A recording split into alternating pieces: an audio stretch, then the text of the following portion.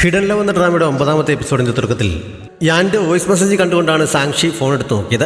അവളെ കണ്ട കാര്യം ജാഷു അവനോട് പറഞ്ഞിരുന്നു. നീ അവനോട് കുറച്ചുകൂടി നന്നായി പെരുമാറണം, സമയം കിട്ടുമ്പോൾ അവന് ഫുഡ് വാങ്ങി കൊടുക്കണം. കുറേ വർഷങ്ങൾക്ക് മുമ്പ് നിന്റെ പഠനകാര്യത്തെക്കുറിച്ചൊക്കെ വളരെ ആകാംക്ഷയോടെ അവൻ അന്വേഷിച്ചിരുന്നതാണ്. നീ നല്ല മാർക്ക് വാങ്ങിയപ്പോഴും നിന്റെ ബർത്ത്ഡേക്കുമൊക്കെ നിനക്ക് പല സമ്മാനങ്ങളും അയച്ചു തന്നിട്ടുള്ളതാണ്. അതുകൊണ്ട് അവനെ ഒരുപാട് അവോയ്ഡ് ചെയ്യാതെ കൂടെ ഭക്ഷണം കഴിക്കാനുള്ള സമയം കണ്ടെത്തണം എന്നൊക്കെയാണ് യാൻ അവളോട് പറഞ്ഞിരുന്നത്. കഴിഞ്ഞ കുറേ കാലമായി താൻ ജാഷുവിനെ ശരിക്കും അവഗണിക്കുകയായിരുന്നു. സത്യത്തിൽ അവനൊരു തെറ്റ് ചെയ്തിട്ടില്ലല്ലോ, കാണിച്ചത് നന്ദികേടായിപ്പോയോ എന്നൊക്കെ അവളും ചിന്തിക്കുന്നു. ജാഷു ഒരു ഗെയിം കമ്പനിയിലാണ് വർക്ക് ചെയ്യുന്നത് എന്ന് നേരത്തെ പറഞ്ഞല്ലോ.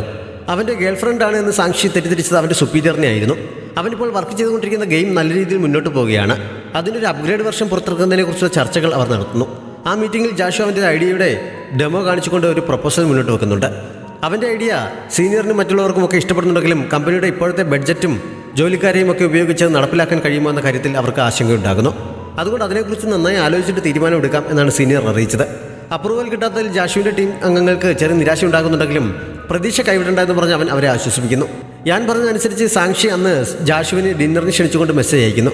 അവൻ്റെ ഷെഡ്യൂൾ അനുസരിച്ച് സമയം എപ്പോൾ വേണമെന്ന് അവൻ തന്നെ തീരുമാനിച്ചോളാൻ അവൾ എഴുതിയിരുന്നു. അവൻ അതിനുള്ള സമയം കിട്ടുന്നില്ലെങ്കിൽ നെക്സ്റ്റ് വീക്കെൻഡിൽ പോകാൻ പറ്റുമോ എന്നും അവൾ ചോദിക്കുന്നു. വളരെ ഫോർമലായ രീതിയിലാണ് അവൾ മെസ്സേജ് അയച്ചത്. ഓഫീസിൽ നിന്ന് റൂമിലെത്താറായപ്പോഴാണ് ജാഷു മെസ്സേജ് കണ്ടപ്പോൾ തന്നെ ഇവളെന്താണ് ഇത്ര ഫോർമലായിട്ട് മെസ്സേജ് അയക്കുന്നതെന്ന് അവൻ ചിന്തിക്കുന്നു. വീക്കെൻഡ് ഓക്കെ ആണെന്ന് റിപ്ലൈ നൽകിയിട്ട് അവൻ മുറിയിലേക്ക് കയറി കഴിഞ്ഞപ്പോഴാണ് സമയം എപ്പോൾ വേണമെന്ന് അവൻ തന്നെ തീരുമാനിച്ചോളാൻ അവൾ മെസ്സേജ് അയച്ചത്.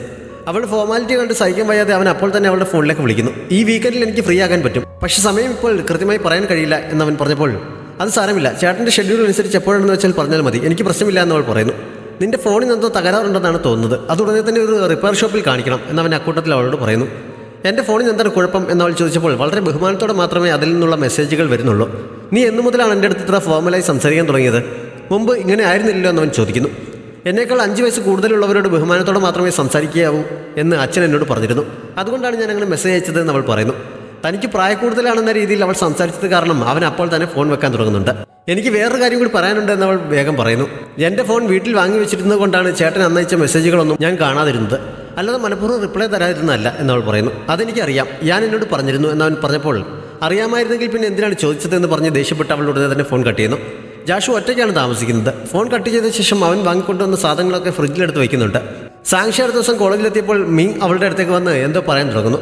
ആ സമയത്ത് അവളുടെ കൂടെ ഉണ്ടായിരുന്ന യുഷിൻ വേവേ ഷെന്നിൻ്റെ കയ്യിൽ പിടിച്ചുകൊണ്ട് വരുന്നത് കണ്ട് ബഹളം വയ്ക്കുന്നതിനാൽ എല്ലാവരുടെ ശ്രദ്ധ അങ്ങോട്ട് തിരിയുന്നു. മാച്ചിങ് ഡ്രസ്സാണ് അവർ ധരിച്ചിരിക്കുന്നത്. അവരുടെ വരവ് കണ്ടപ്പോൾ തന്നെ രണ്ടും കൂടി സെറ്റായി എന്ന് എല്ലാവർക്കും മനസ്സിലാകുന്നു. അവരുടെ അടുത്തെത്തിയപ്പോൾ ഞങ്ങൾ ഡേറ്റിങ്ങിലാണെന്ന് ഷെൻ എല്ലാവരോടും പറയുന്നു.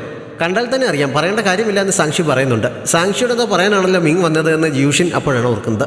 അവൻ എന്താണ് പറയാനുള്ളതെന്ന് അവൾ ചോദിച്ചപ്പോൾ എനിക്കൊരു സിനിമയുടെ 2 ടിക്കറ്റ് കിട്ടിയിട്ടുണ്ട്, സാങ്ഷിയെ കൂടി കൊണ്ടുപോകാം എന്ന് കരുതി ചോദിക്കാൻ വന്നതാണെന്ന് അവൻ പറയുന്നു. അവൾക്ക് മാത്രമേ ടിക്കറ്റ് ഉള്ളൂ, ഞങ്ങൾക്കാർക്കും ഇല്ല എന്ന് വേവേ ചോദിച്ചപ്പോൾ താല്പര്യമുണ്ടെങ്കിൽ എല്ലാവരും ഒരുമിച്ച് പറ്റുന്നതിൽ എനിക്ക് വിരോധമില്ല എന്നവൻ പറയുന്നു. അങ്ങനെ എല്ലാവരും കൂടി ഒരുമിച്ച് സിനിമയ്ക്ക് പോകാമെന്ന് തീരുമാനിക്കുന്നു.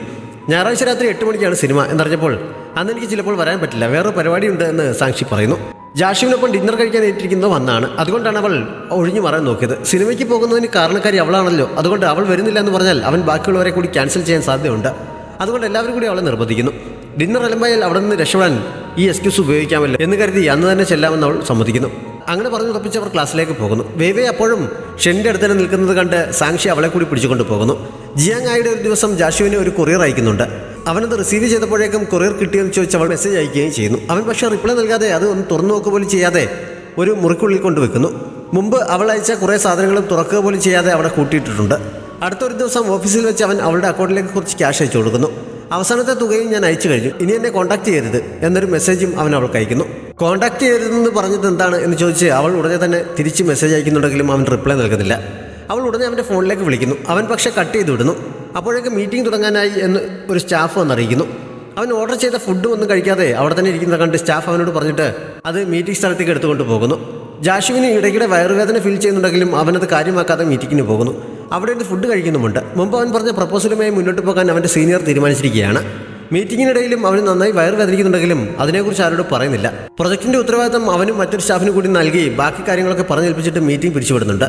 സാങ്ഷി അന്ന് രാത്രി അവനുമായുള്ള ഡിന്നറിന് തയ്യാറെടുത്ത് പറഞ്ഞിരുന്ന സ്ഥലത്ത് വെയിറ്റ് ചെയ്യുന്നു. കുറച്ച് കഴിഞ്ഞപ്പോൾ അവൻ അവളുടെ ഫോണിലേക്ക് വിളിച്ചിട്ട് ഇന്ന് വരാൻ കഴിയില്ല എന്ന് പറഞ്ഞ് സോറി പറയുന്നു. അവന് ജോലിയുള്ളത് കൊണ്ടാണ് എന്ന് അവൻ പറഞ്ഞെങ്കിലും അവൻ്റെ ശബ്ദം കേട്ടപ്പോൾ അവന് സുഖമില്ലാത്തതുപോലെ അവൾക്ക് ഫീൽ ചെയ്യുന്നു. അതിനെക്കുറിച്ച് അവൾ ചോദിച്ചെങ്കിലും ആദ്യം അവൻ പറയാൻ തയ്യാറാകുന്നില്ല.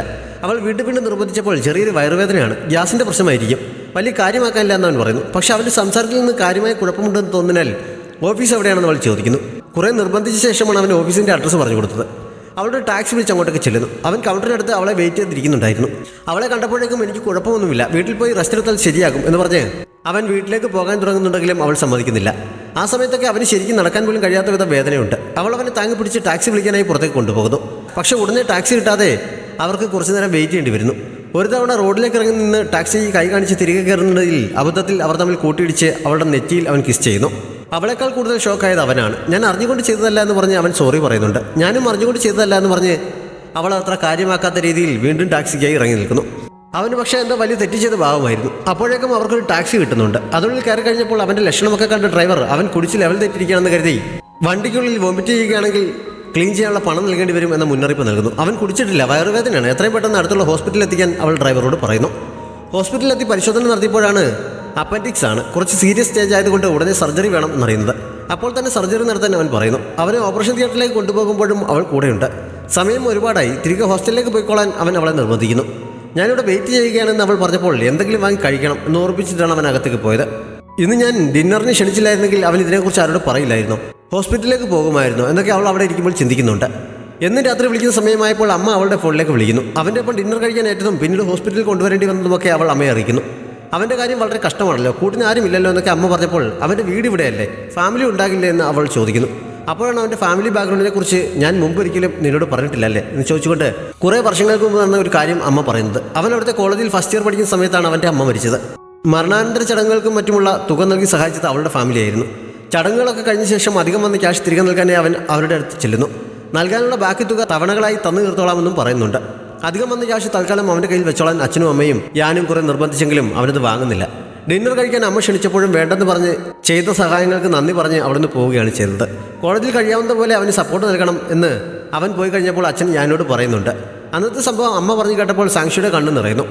അവൻ്റെ സർജറി നടന്നുകൊണ്ടിരിക്കുകയാണെന്നറിയാവുന്നതിനാൽ അവളോട് അപ്പോൾ തിരികെ പോകാൻ അമ്മ പറയുന്നില്ല. എന്നാലും ഒരുപാട് രാത്രിയാകുന്നതിന് മുമ്പ് തിരികെ പോകണം, സേഫ്റ്റി ശ്രദ്ധിച്ചോണം എന്നൊക്കെ പറഞ്ഞിട്ട് അമ്മ ഫോൺ വയ്ക്കുന്നു.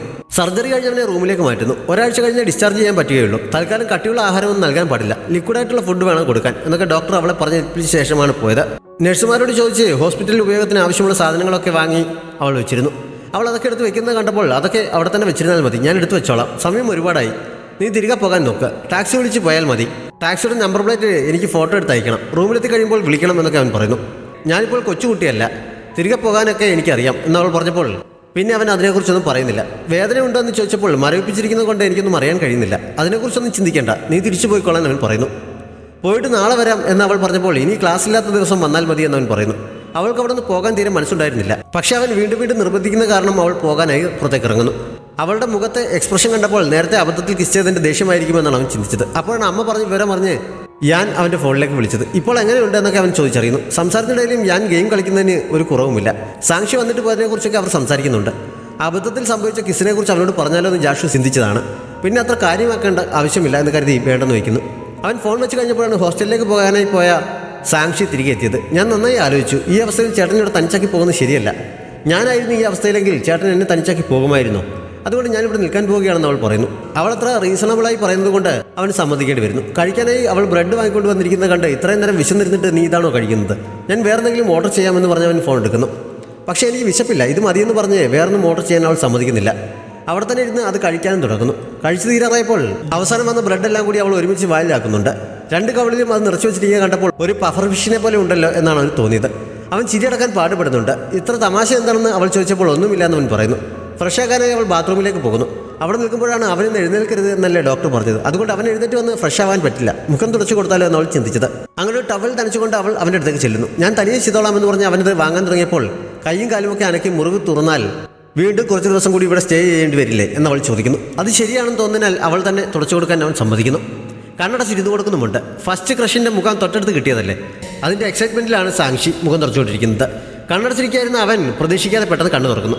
തൻ്റെ മുഖത്തെ എക്സ്പ്രഷൻ കണ്ട് ഉള്ളിലെ ഫീലിങ്സിനെ കുറിച്ച് അവൻ അറിയുമെന്ന് ചിന്തിച്ച് അവൾ ചെറുതായി പിടിച്ചിരിക്കുന്നിടത്ത് ഈ എപ്പിസോഡ് അവസാനിക്കുന്നു. എപ്പിലോഗിൽ സാങ്ഷിയുടെ മുറിയിൽ എല്ലാവരും സിനിമയ്ക്ക് പോകാനുള്ള തയ്യാറെടുപ്പിലാണ്. വേവേക്ക് മാത്രം എത്ര ഒരുങ്ങിയിട്ട് തൃപ്തിയാകുന്നില്ല. ലവർ കൂടെയുള്ളത് കൊണ്ടാണ് ഇങ്ങനെ. ഇത്രയൊക്കെ മതിയെന്ന് പറഞ്ഞ് ബാക്കി രണ്ടുപേരും അവളെ കളിയാക്കുന്നുണ്ട്. സാങ്ഷിയും കണ്ണടിക്ക് മുന്നിലാണ്. ജാഷുവിനെ കാണാൻ പോകുന്നതിൻ്റെ ഒരുക്കത്തിലാണ് അവൾ. വേവയെ പോലെ അവൾക്കും ഒരുങ്ങിയിട്ട് മതിയാവുന്നുണ്ടായിരുന്നില്ല. ബാക്കി മൂന്ന് പേരും അവളോട് യാത്ര പറഞ്ഞ് സിനിമയ്ക്ക് പോകുന്നു.